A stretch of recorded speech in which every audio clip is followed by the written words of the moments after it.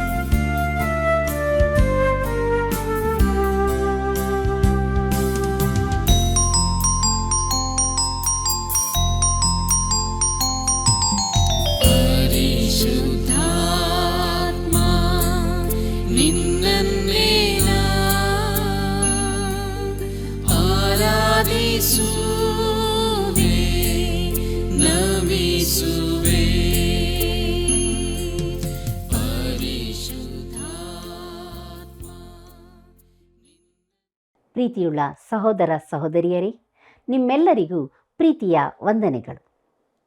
1ನೇ ಪೂರ್ವಕಾಲ ವೃತ್ತಾಂತ ಪುಸ್ತಕದ ಅಧ್ಯಯನವು ಎಷ್ಟೊಂದು ಅರ್ಥಪೂರ್ಣವಾಗಿದೆಯಲ್ಲವೇ? ಕಾರ್ಯಕ್ರಮ ವೀಕ್ಷಿಸಿ ಕರೆ ಮಾಡುತ್ತಿರುವ ನಿಮ್ಮೆಲ್ಲರಿಗೂ ಕೃತಜ್ಞತೆಗಳು. ಇಂದು ನಾವು ದಾವೀದನು ದೇವರ ಆಲೋಚನೆಯಂತೆ ಮಂಜೂಷವನ್ನು ಯೆರೂಸಲೇಮಿಗೆ ತಂದದ್ದು, ಮಂಜೂಷವು ಅದರ ಸ್ಥಾನದಲ್ಲಿ ಸ್ಥಾಪಿಸಲ್ಪಟ್ಟದ್ದು, ಆ ಸಂಭ್ರಮದ ದಿನದ ವಿಷಯಗಳನ್ನು ಧ್ಯಾನಿಸಿ ಆತ್ಮದಲ್ಲಿ ಬಲ ಹೊಂದೋಣ. ಪ್ರಾರ್ಥನೆ ಮಾಡೋಣ. ಪರಮೋನ್ನತನಾದ ತಂದೆಯೇ, ನಿನ್ನ ನಾಮಕ್ಕನಂತ ಸ್ತೋತ್ರವಾಗಲಿ. ಕರ್ತನೆ, ನೀನು ಅನುದಿನವೂ ಕರ್ತನೆ ನಮಗೆ ನಿನ್ನ ವಾಕ್ಯಗಳನ್ನು ಒದಗಿಸಿಕೊಡುತ್ತಾ ಇದ್ದಿ ಸ್ವಾಮಿ. ಈ ಸತ್ಯವೇದ ಅಧ್ಯಯನಕ್ಕಾಗಿ ಸ್ತೋತ್ರ ರಾಜ. ಕರ್ತನೆ, ಇದರ ಮೂಲಕವಾಗಿ ನಾವು ಕಲಿತಿರುವಂತಹ ನಿನ್ನ ವಾಕ್ಯವನ್ನು ದಾವೀದನ ಹಾಗೆ ನಮ್ಮ ಜೀವಿತದಲ್ಲಿ ಅಳವಡಿಸಿಕೊಂಡು ಅವನಂತೆ ಜೀವಿಸಿ ನಿನ್ನ ಮನಸ್ಸಿಗೆ ಒಪ್ಪುವಂಥ ರೀತಿಯಲ್ಲಿ ನಿನ್ನ ಸ್ನೇಹಿತರಾಗಿ ಜೀವಿಸುವಂತೆ ಕೃಪೆ ಅನುಗ್ರಹಿಸು. ನಿನ್ನ ಮಕ್ಕಳಾಗಿ ಜೀವಿಸುವಂತೆ ಕೃಪೆ ಅನುಗ್ರಹಿಸು. ಎಲ್ಲ ಮಹಿಮೆ ನಿನ್ನೊಬ್ಬನಿಗೇ ಉಂಟಾಗಲಿ. ಯೇಸು ಸ್ವಾಮಿಯ ಮುದ್ದುನಾಮದಲ್ಲಿ ಬೇಡಿ ಹೊಂದಿದ್ದೇವೆ ಕರ್ತನೇ, ಆಮೇನ್. ಕರ್ತನಲ್ಲಿ ಪ್ರೀತಿಯುಳ್ಳ ಸಹೋದರ ಸಹೋದರಿಯರೇ, ನೀವು ದೇವರನ್ನೂ ಧನವನ್ನೂ ಕೂಡ ಒಟ್ಟಾಗಿ ಸೇವಿಸಲಾರಿರಿ ಎಂಬುದಾಗಿ ಹೇಳಿದಂಥ ನಮ್ಮ ರಕ್ಷಕನಾದ ಯೇಸು ಕ್ರಿಸ್ತನ ಅತಿ ಪರಿಶುದ್ಧವುಳ್ಳ ನಾಮದಲ್ಲಿ ನಿಮ್ಮೆಲ್ಲರನ್ನು ವಂದಿಸುವನಾಗಿದ್ದೇನೆ. ವಿಶೇಷವಾಗಿ 1ನೇ ಪೂರ್ವಕಾಲ ವೃತ್ತಾಂತದ ಅಧ್ಯಯನದಲ್ಲಿ ನಾವು ಮುಂದೆ ಸಾಗುತ್ತಾ ಇದ್ದೇವೆ. ಕಳೆದ ಕಾರ್ಯಕ್ರಮದಲ್ಲಿ ನಾವು ನಂಬಿಕೆಯ ಬಗ್ಗೆ ಕೆಲವು ಸಂಗತಿಗಳನ್ನು ತಿಳಿದುಕೊಂಡೆವು. ಆ ಭಾಗದಲ್ಲಿ ನಾವು ಮುಂದುವರಿಯುವಾಗ 1ನೇ ಪೂರ್ವಕಾಲ ವೃತ್ತಾಂತ 14ನೇ ಅಧ್ಯಾಯ 15ನೇ ವಚನವನ್ನು ಗಮನಿಸಿರಿ. ಅಲ್ಲಿ ಹೀಗೆ ಬರೆದದೆ, ಆ ಮರಗಳ ತುದಿಯಲ್ಲಿ ಹೆಜ್ಜೆಗಳ ಸಪ್ಪಳವು ಕೇಳಿಸುವಾಗಲೇ ದೇವರು ಫಿಲಿಷ್ಟಿಯರ ಸೈನ್ಯವನ್ನು ಸೋಲಿಸುವುದಕ್ಕೋಸ್ಕರ ನಿನ್ನ ಮುಂದಾಗಿ ಹೊರಟನೆಂದು ತಿಳಿದುಕೊಂಡು ಯುದ್ಧಕ್ಕೆ ಹೊರಡು ಅಂದನು ಎಂಬುದಾಗಿ.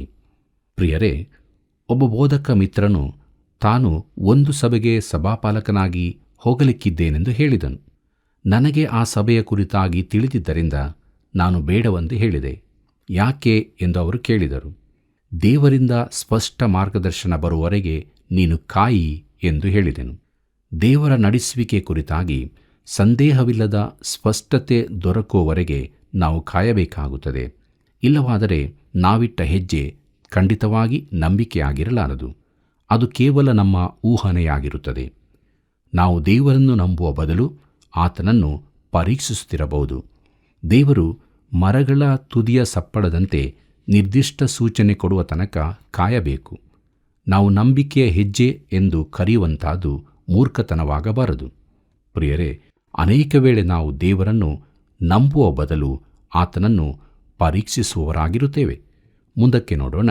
1ನೇ ಪೂರ್ವಕಾಲ ವೃತ್ತಾಂತ 14ನೇ ಅಧ್ಯಾಯ 16 ಮತ್ತು 17ನೇ ವಚನಗಳನ್ನು.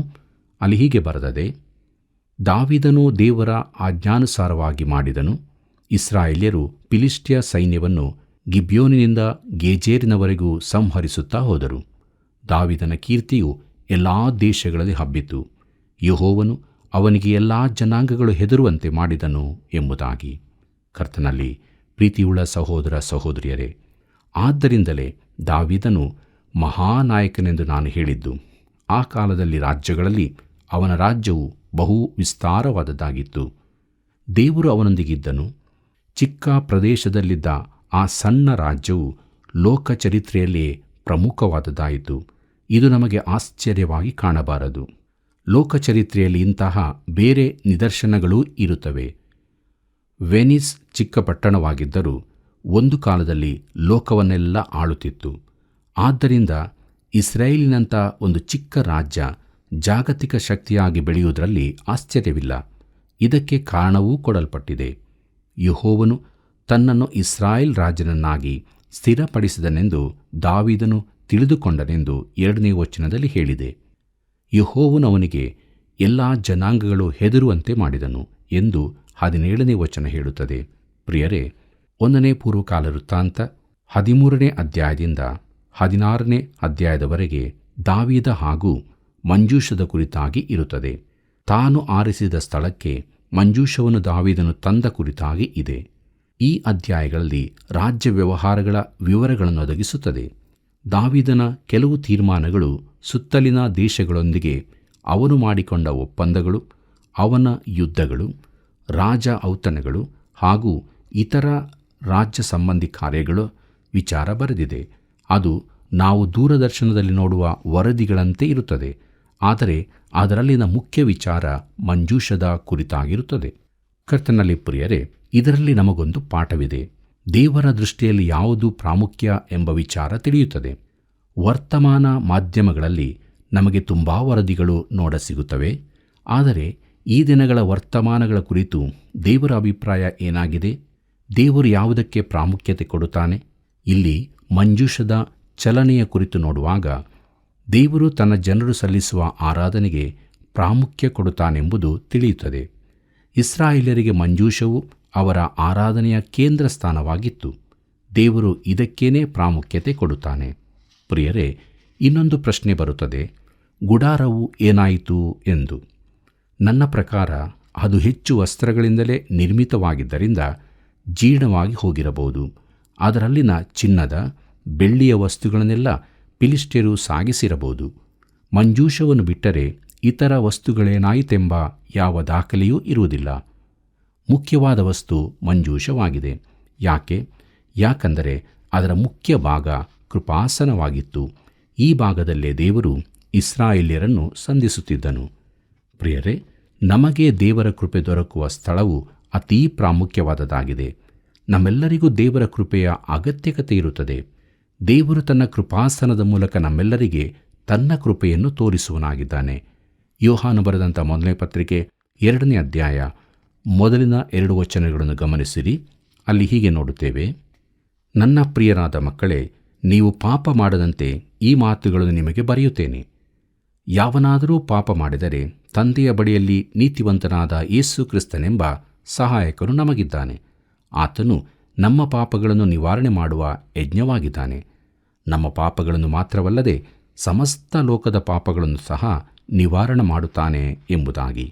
ಪ್ರಿಯರೇ, ಯಜ್ಞವೆಂದರೆ ಕೃಪಾದಾನವೆಂದರ್ಥ. ನಮ್ಮ ಪಾಪಗಳಿಗೆ ಕ್ರಿಸ್ತನೇ ಕೃಪಾಸನವಾಗಿದ್ದಾನೆ. ದೇವರಿಗೆ ಇದು ಪ್ರಾಮುಖ್ಯವಾದ ಸಂಗತಿಯಾಗಿದೆ. ಇತರ ಲೋಕದ ಯಾವ ವಿಚಾರವೂ ಅಲ್ಲ. ದೇವರ ತೀರ್ಮಾನಗಳೇ ಪ್ರಾಮುಖ್ಯವಾದವುಗಳಾಗಿವೆ. ಪ್ರಿಯರೇ, ದಾವೀದನು ಮಂಜೂಷವನ್ನು ಯೆರೂಸಲೇಮಿಗೆ ತರಲು ಪ್ರಯತ್ನಿಸಿದನು. ಅದು ಸರಿಯಾದ ಕಾರ್ಯವಾಗಿದ್ದರೂ ಅವನು ಅದನ್ನು ಮಾಡಿದ ರೀತಿ ಮಾತ್ರ ತಪ್ಪಾಗಿತ್ತು. ದಾವೀದನು ಮಾತ್ರವಲ್ಲದೆ ದೇವರು ಕೂಡ ಯೆರೂಸಲೇಮನ್ನೇ ಮಂಜೂಷಕ್ಕೆ ತಕ್ಕ ಸ್ಥಳವನ್ನಾಗಿ ಆಯ್ಕೆ ಮಾಡಿದ್ದನು. ಆದ್ದರಿಂದ ಮಂಜೂಷವನ್ನು ಯೆರೂಸಲೇಮಿಗೆ ತರುವುದು ಅತೀ ಅವಶ್ಯವಾಗಿತ್ತು. ದೇವರು ಮಂಜೂಷವನ್ನು ಹೊರುವ ಕುರಿತಾಗಿ ಅರಣ್ಯಕಾಂಡದಲ್ಲಿ ಸ್ಪಷ್ಟವಾಗಿ ಸೂಚನೆಗಳನ್ನು ಕೊಟ್ಟಿದ್ದನು. ಅದನ್ನು ಲೇವಿಯ ಕುಲದ ಕೇಹಾತ್ಯರು ಹೊತ್ತುಕೊಂಡು ಬರಬೇಕಾಗಿತ್ತು. ಇದಲ್ಲದೆ ಬೇರೆ ಯಾವ ರೀತಿಯಲ್ಲೂ ಅದನ್ನು ತರಬಾರದಾಗಿತ್ತು. ಈ ದಿನಗಳಲ್ಲಿ ದೇವರ ವಾಕ್ಯ ಪ್ರಸಾರದ ಕಾರ್ಯ ಬಹು ಕಷ್ಟಕರವಾದದ್ದಾಗಿದೆ. ಅದು ಒಂದು ಪ್ರವಾಸದಂತೆ ಅತೀ ಸುಲಭ ಕೆಲಸವೆಂದು ಅನೇಕರು ಭಾವಿಸುತ್ತಾರೆ. ಪ್ರಿಯರೇ, ದೇವರ ಮೇಲಣ ಪ್ರೀತಿಯಿಂದಾಗಿ ಆತನ ಚಿತ್ತದ ಪ್ರಕಾರ ಕಾರ್ಯ ಮಾಡುವಾಗ ಅದು ಅತೀ ಸಂತೋಷಕರವಾದ ಸೇವೆಯಾಗಿರುತ್ತದೆ. ದೇವರ ವಾಕ್ಯವನ್ನು ದೇವರ ಜನರೇ ಪ್ರಸಾರ ಮಾಡಬೇಕಾಗಿದೆ. ರೋಮಾಪುರದವರಿಗೆ ಬರೆದ ಪತ್ರಿಕೆ 10ನೇ ಅಧ್ಯಾಯ 17ನೇ ವಚನ ಹೀಗೆ ಹೇಳುತ್ತದೆ: ಆದ ಕಾರಣ ಸಾರಿದ ಸುವಾರ್ತೆಯು ನಂಬಿಕೆಗೆ ಆಧಾರ, ಆ ವಾರ್ತೆಗೆ ಕ್ರಿಸ್ತನ ವಾಕ್ಯವೇ ಆಧಾರ ಎಂಬುದಾಗಿ. ಪ್ರಿಯರೇ, ತನ್ನ ವಾಕ್ಯ ಘೋಷಣೆಯನ್ನು ದೇವರು ಆಶೀರ್ವದಿಸುತ್ತಾನೆ. ಜನರು ಕೇಳಬೇಕು, ಆದರೆ ಸಾರುವವರಿಲ್ಲದೆ ಕೇಳುವುದು ಹೇಗೆ ಎಂದು ಪೌಲನು ಕೇಳುತ್ತಾನೆ. ಕೊರಿಂಥದವರಿಗೆ ಬರೆದಂಥ ಮೊದಲನೇ ಪತ್ರಿಕೆ 1ನೇ ಅಧ್ಯಾಯ 18ನೇ ವಚನ ಹೀಗೆ ಹೇಳುತ್ತದೆ: ಶಿಲುಬೆಯ ವಿಷಯವಾದ ಮಾತು ನಾಶನದ ಮಾರ್ಗದಲ್ಲಿರುವವರಿಗೆ ಹುಚ್ಚು ಮಾತಾಗಿದೆ, ರಕ್ಷಣೆಯ ಮಾರ್ಗದಲ್ಲಿರುವ ನಮಗಾದರೂ ದೇವರ ಶಕ್ತಿಯಾಗಿದೆ ಎಂಬುದಾಗಿ. ಪ್ರಿಯರೇ, ಜನರು ಮಾನವ ಮಾಧ್ಯಮಗಳ ಮೂಲಕವೇ ತನ್ನ ವಾಕ್ಯವನ್ನು ಕೇಳಬೇಕೆಂದು ದೇವರು ಬಯಸುವನಾಗಿದ್ದಾನೆ. ಆದ್ದರಿಂದ ನಾವು ಅದನ್ನು ಸಾರುವವರಾಗಬೇಕು. ನಮ್ಮ ಸುತ್ತಲೂ ನೋಡುವಾಗ ಒಂದು ರೀತಿಯ ಅಶಾಂತ ವಾತಾವರಣ ಇರುವುದನ್ನು ಕಾಣುತ್ತೇವೆ. ದೇವರ ವಾಕ್ಯದಿಂದ ದೂರ ಸರಿದಿರುವ ಸಭೆಯ ಸ್ಥಿತಿಯು ಇದೇ ಆಗಿದೆ. ಯಾಕೆ? ಪ್ರಿಯರೇ, ಅವರು ದೇವರ ವಾಕ್ಯದಿಂದ ದೂರವಾಗಿದ್ದು ದೇವರ ಚಿತ್ತದಂತೆ ನಡೆಯುತ್ತಿಲ್ಲ. ಮಂಜೂಷವನ್ನು ಸಾಗಿಸಬೇಕು, ಅಂದರೆ ಸುವಾರ್ತೆಯು ಸಾರಲ್ಪಡಲೇಬೇಕು. ದೇವರಿಗೆ ಪ್ರಾಮುಖ್ಯವಾದದ್ದನ್ನೇ ನಾವು ಮಾಡೋಣ. ಪ್ರಿಯರೇ, 15ನೇ ಅಧ್ಯಾಯದಲ್ಲಿ ದಾವೀದನು ಮಂಜೂಷವನ್ನು ಸರಿಯಾದ ರೀತಿಯಲ್ಲಿ ಸಾಗಿಸುವುದನ್ನು ನೋಡುತ್ತೇವೆ. 1ನೇ ಪೂರ್ವಕಾಲ ವೃತ್ತಾಂತ 15ನೇ ಅಧ್ಯಾಯ 1ನೇ ವಚನ ಹೀಗೆ ಹೇಳುತ್ತದೆ: ದಾವೀದನು ತನ್ನ ನಗರದಲ್ಲಿ ತನಗೋಸ್ಕರ ಮನೆಗಳನ್ನು ಕಟ್ಟಿಸಿದಲ್ಲದೆ ದೇವ ಮಂಜೂಷಕ್ಕೋಸ್ಕರವೂ ಸ್ಥಳವನ್ನು ಸಿದ್ಧ ಮಾಡಿ ಗುಡಾರವನ್ನು ಹಾಕಿಸಿದನು ಎಂಬುದಾಗಿ. ಪ್ರಿಯರೇ, ದೇವರ ಮಂಜೂಷಕ್ಕಾಗಿ ಒಂದು ಗುಡಾರ ಕಟ್ಟಲ್ಪಟ್ಟದನ್ನು ದೇವರು ಗಮನಿಸಿದನು. ದಾವೀದನು ತನಗೋಸ್ಕರ ಮನೆಗಳನ್ನು ಕಟ್ಟಿಸಿದನು. ಇದು ಮನುಷ್ಯರಿಗೆ ವಿಶೇಷ ಕಾರ್ಯವಾಗಿದ್ದರೂ ದೇವರಿಗೆ ಅದು ಪ್ರಾಮುಖ್ಯವಾದದ್ದಲ್ಲ. ಮುಂದಕ್ಕೆ ನೋಡೋಣ. 1ನೇ ಪೂರ್ವಕಾಲ ವೃತ್ತಾಂತ 15ನೇ ಅಧ್ಯಾಯ 2ನೇ ವಚನವನ್ನು. ಅಲ್ಲಿ ಹೀಗೆ ಬರೆದದೆ: ಆ ಕಾಲದಲ್ಲಿ ದಾವೀದನು, ಲೇವಿಯರು ಹೊರತಾಗಿ ಯಾರೂ ದೇವ ಮಂಜೂಷವನ್ನು ಹೊರಬಾರದು, ಅದನ್ನು ಹೊರುವುದಕ್ಕೆ ಸದಾಕಾಲ ತನ್ನ ಸೇವೆ ಮಾಡುವುದಕ್ಕೂ ಯೆಹೋವನು ಅವರನ್ನೇ ಆರಿಸಿಕೊಂಡಿದ್ದಾನೆ ಎಂದು ಹೇಳಿ ಎಂಬುದಾಗಿ. ಪ್ರೀತಿಯುಳ್ಳ ದೇವಜನರೇ, ನನ್ನ ಪ್ರಶ್ನೆ ಏನೆಂದರೆ, ದಾವೀದನು ಮೊದಲ ಸಲ ಯಾಕೆ ಹೀಗೆ ಮಾಡಲಿಲ್ಲ? ಈಗಿನ ಸರಿಯಾದ ಮಾರ್ಗಕ್ಕೆ ಬರುವ ಮೊದಲು ಆ ಎಲ್ಲ ತೊಂದರೆಗಳನ್ನು ಅನುಭವಿಸಬೇಕಿತ್ತೇ ಎಂಬುದಾಗಿ. ಕರ್ತನಲ್ಲಿ ಪ್ರಿಯರೇ, ನಮ್ಮಲ್ಲಿನ ಅನೇಕರು ಪಾಠ ಕಲಿಯುವುದು ಹೀಗೆ. ದಾವೀದನು ಮೊದಲೇ ಹೀಗೆ ಮಾಡಬೇಕಿತ್ತು ಎಂದು ಅವನಿಗೆ ಬುದ್ಧಿ ಹೇಳುವುದು ಸುಲಭ. ನಾನು ಹಾಗೆಯೇ ತಪ್ಪಾಗಿ ಮಾಡಿಬಿಡುತ್ತಿದ್ದೆ. ನಮ್ಮಲ್ಲಿನ ಅನೇಕರ ಅನುಭವ ಇದೇ ಆಗಿದ್ದಿರಬಹುದು ಅಲ್ಲವೇ? ಮುಂದಕ್ಕೆ ನಾವು 1 ಪೂರ್ವಕಾಲ ವೃತ್ತಾಂತ 15ನೇ ಅಧ್ಯಾಯ 3ನೇ ವಚನವನ್ನು ಗಮನಿಸೋಣ.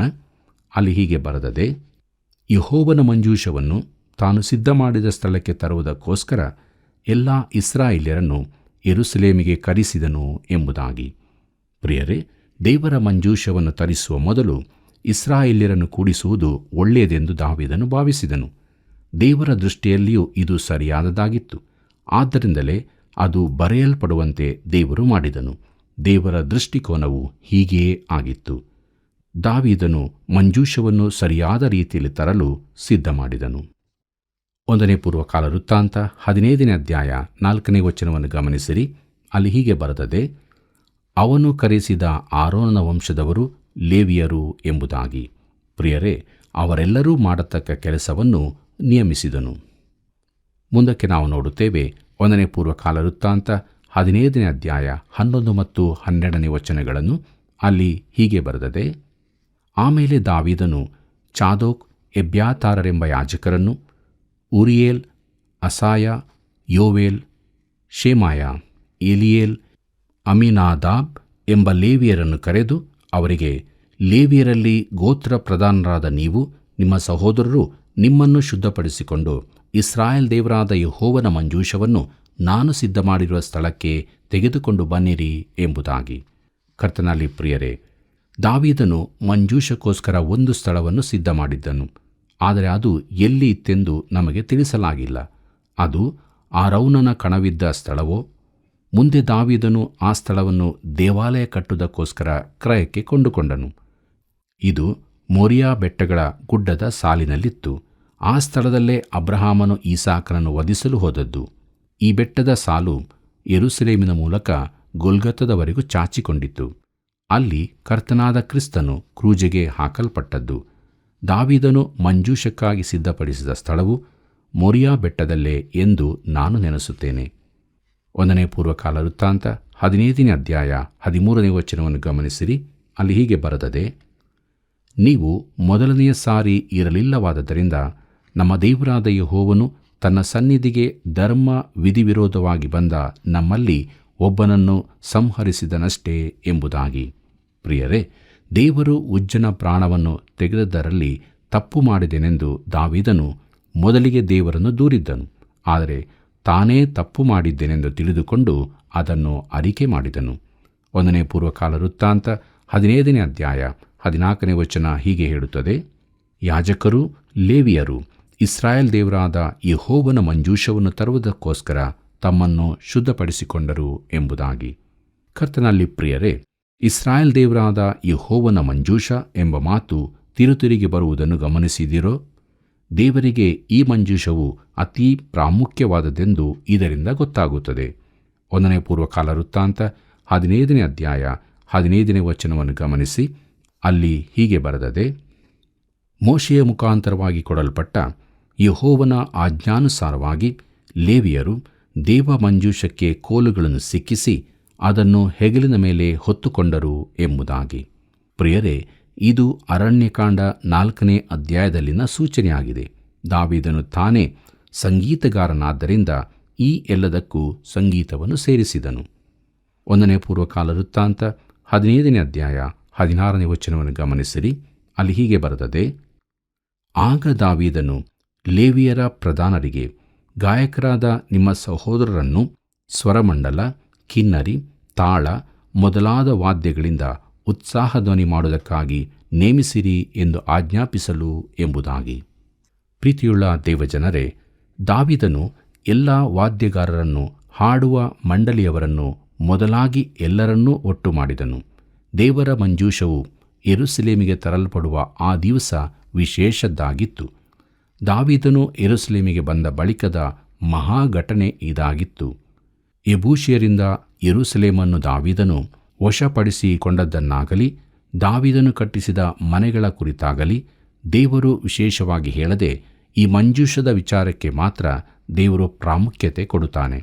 ದೇವರು ಆತ್ಮಿಕ ವಿಚಾರವನ್ನು ಮಾತ್ರ ಗಮನಿಸುತ್ತಾನೆಂಬ ಸಂದೇಶ ನಮಗೆ ಇದರಿಂದ ದೊರಕುತ್ತದೆ. 1ನೇ ಪೂರ್ವಕಾಲ ವೃತ್ತಾಂತ 15ನೇ ಅಧ್ಯಾಯ 25ನೇ ವಚನವನ್ನು ಗಮನಿಸಿರಿ.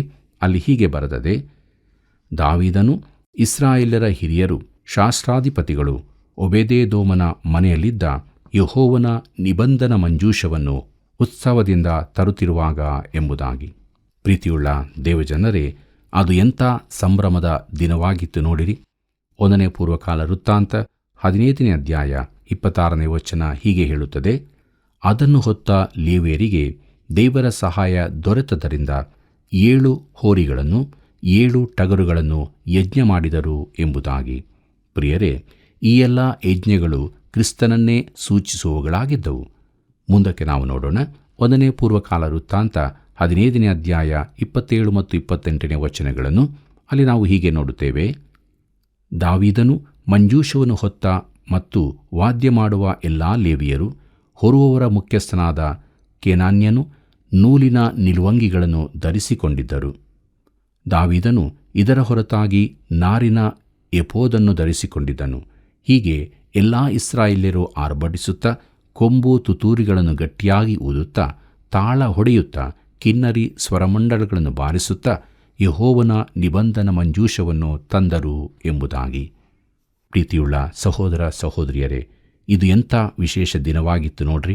ಆ ದಿನಗಳಲ್ಲಿ ದಾವೀದನು ಮಂಜೂಷವನ್ನು ಯೆರೂಸಲೇಮಿಗೆ ತರುವ ಸಂಭ್ರಮವನ್ನು ಇಡೀ ಲೋಕವೇ ಗಮನಿಸಿರಬಹುದು. ಬೇರೆ ದೇಶಗಳಿಂದ ಬಂದವರು ಹಿಂತಿರುಗಿ ಹೋದ ಮೇಲೆ ನೀವು ಆಗ ಯೆರೂಸಲೇಮಿನಲ್ಲಿರಬೇಕಾಗಿತ್ತು, ಎಂಥ ಸಂಭ್ರಮ ಎಂದು ಹೇಳಿಕೊಳ್ಳುತ್ತಿದ್ದಿರಬಹುದು. ಪ್ರೀತಿಯುಳ್ಳ ದೇವಜನರೇ, ಈಗಿನ ವರ್ತಮಾನಗಳಲ್ಲಿ ಆತ್ಮೀಯ ಸಂಗತಿಗಳಾಗಲಿ ದೇವರಲ್ಲಿನ ಸಂತೋಷವನ್ನು ತಿಳಿಸುವ ಯಾವ ವಾರ್ತೆಯಾಗಲಿ ಪ್ರಮುಖವಾಗಿ ಇಲ್ಲದದ್ದನ್ನು ಗಮನಿಸಿದ್ದೀರೋ? ಧಾರ್ಮಿಕ ವಿಚಾರಕ್ಕೆ ಬಂದರೆ ಸಪ್ಪಗಾದ ವಿಚಾರಗಳನ್ನು ಮಾತ್ರ ತಿಳಿಸುತ್ತಾರೆ. ಈ ಸಂಭ್ರಮದಲ್ಲಿ ಕೂಡ ಎಲ್ಲರೂ ದಾವೀದನಂತೆ ಸಂಭ್ರಮಿಸಲಿಲ್ಲ. ಅವರು ಯಾರು ಎಂಬುದಾಗಿ ನೋಡೋಣ. 1ನೇ ಪೂರ್ವಕಾಲ ವೃತ್ತಾಂತ 15ನೇ ಅಧ್ಯಾಯ 29ನೇ ವಚನವನ್ನು ಗಮನಿಸಿ.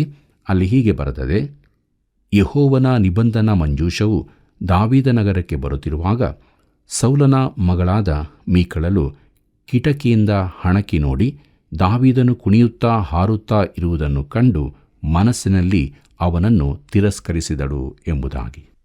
ಕರ್ತನಲ್ಲಿ ಪ್ರೀತಿಯುಳ್ಳ ದೇವಜನರೇ, ಮೀಕಳಲು ಸೌಲನ ಮಗಳು, ದಾವೀದನ ಮೊದಲ ಹೆಂಡತಿಯೂ ಆಗಿದ್ದಳು.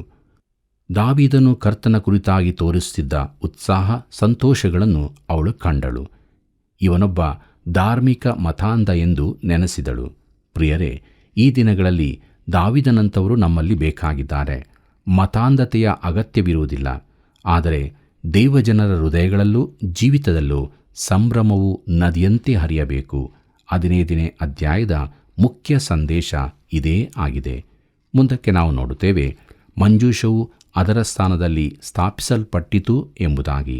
ಪ್ರಿಯರೇ, ದಾವೀದನು ಸಿದ್ಧಪಡಿಸಿದ್ದ ಗುಡಾರದಲ್ಲಿ ಮಂಜೂಷವು ಇಡಲ್ಪಟ್ಟು ದಾವೀದನು ಅದರ ಸೇವೆಗಾಗಿ ವ್ಯವಸ್ಥೆ ಮಾಡುವುದನ್ನು 16ನೇ ಅಧ್ಯಾಯದಲ್ಲಿ ನೋಡುತ್ತೇವೆ.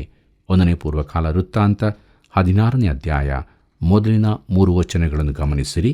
ಅಲ್ಲಿ ಹೀಗೆ ಬರೆದದೆ, ಅವರು ದೇವ ಮಂಜೂಷವನ್ನು ತಂದು ದಾವೀದನು ಅದಕ್ಕೋಸ್ಕರ ಹಾಕಿಸಿದ ಗುಡಾರದಲ್ಲಿಟ್ಟು ದೇವರಿಗೋಸ್ಕರ ಸರ್ವಾಂಗ ಹೋಮಗಳನ್ನು ಸಮಾಧಾನ ಯಜ್ಞಗಳನ್ನು ಸಮರ್ಪಿಸಿದರು.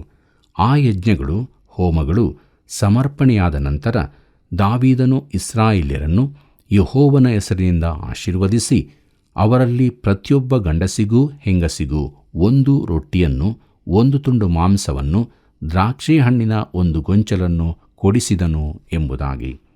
ಪ್ರೀತಿಯುಳ್ಳ ದೇವಜನರೇ, ಇಸ್ರಾಯೇಲ್ಯರ ಪಾಲಿಗೆ ಇದೊಂದು ಮಹಾಸಂಭ್ರಮದ ದಿನವಾಗಿತ್ತು. ಬಳಿಕ ಯಜ್ಞಗಳು ಹೋಮಗಳು ಅರ್ಪಿಸಲ್ಪಟ್ಟವು ಎಂಬುದಾಗಿ ನೋಡುವಾಗ ಯಾಜಕಾಂಡ ಪುಸ್ತಕದ ಅಧ್ಯಯನದಲ್ಲಿ ನಾವು ನೋಡಿದಂತೆ ಸರ್ವಾಂಗ ಹೋಮಗಳು ಕ್ರಿಸ್ತನನ್ನು ಸೂಚಿಸುವುಗಳಾಗಿತ್ತು. ಈ ಸರ್ವಾಂಗ ಹೋಮದ ಸುವಾಸನೆ ದೇವರ ಬಳಿಗೆ ಏರಿ ಹೋಗುತ್ತಿತ್ತು.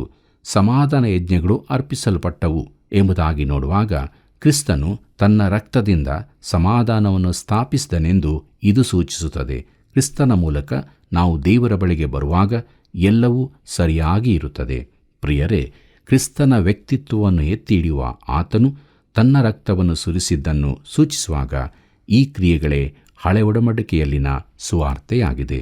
ಪ್ರೀತಿಯುಳ್ಳ ದೇವಜನರೇ, ಕೊನೆಯದಾಗಿ ನಾವು 1ನೇ ಪೂರ್ವಕಾಲ ವೃತ್ತಾಂತ 16ನೇ ಅಧ್ಯಾಯ 4ನೇ ವಚನವನ್ನು ಗಮನಿಸೋಣ.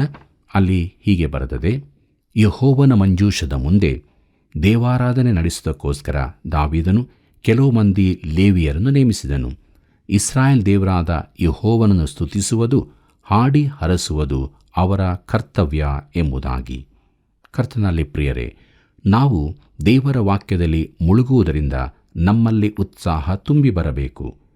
ಆಟೋಟಗಳ ಕುರಿತು ಉತ್ಸಾಹ ತೋರಿಸುವವರನ್ನು ಅಭಿಮಾನಿಗಳೆನ್ನುತ್ತೇವೆ. ಆದರೆ ಆತ್ಮಿಕ ವಿಚಾರಗಳಲ್ಲಿ ಈ ರೀತಿ ಉತ್ಸಾಹ ತೋರಿಸುವವರನ್ನು ಮತಭ್ರಾಂತರೆಂದು ಕರೆಯುತ್ತೇವೆ.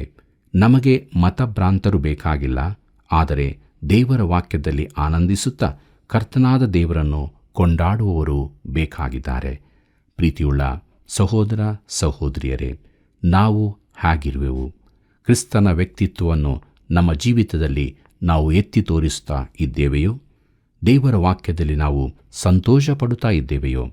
ಒಂದು ವೇಳೆ ಆಗಿಲ್ಲದಿರುವುದಾದರೆ ಈ ಕೃಪಾ ಸಮಯದಲ್ಲೇ ನಾವು ತಿರುಗಿಕೊಂಡು ದೇವರ ಬಳಿಗೆ ಬರೋಣ.